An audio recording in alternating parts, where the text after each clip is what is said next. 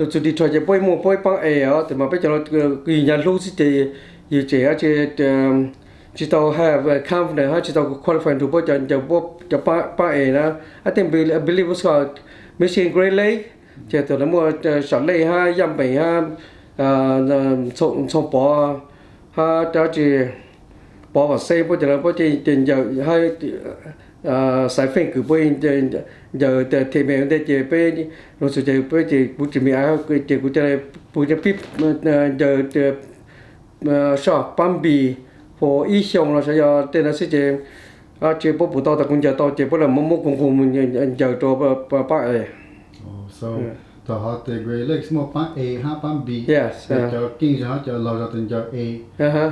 B thì có cho giàu giàu mà. Có kinh cho thì cũng mà bù cả luôn cho. Thì sao mà tôi cho mua pan Great Lakes này? Tôi I think Michigan Great Lakes something like that if I remember correctly. Yeah. Okay. Còn chú Great Lakes giờ position hả?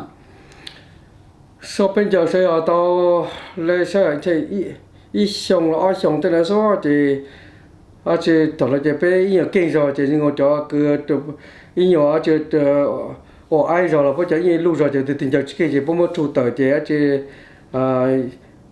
bố chỉ tàu sao chỉ bố cho các mũ bố ba chỉ bây giờ kinh rồi thì bé chỉ lần ngủ cho ý kinh rồi bé chỉ hà sấy là bé chỉ một lần một lần bé thì tình trạng bàn tàu chỉ bây giờ là một môn ngủ cho mình chờ đó bé bám lại kia chứ.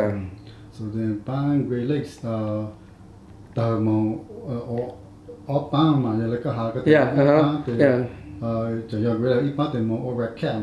Yeah. So the cái ít từ original cái đấy. Yeah.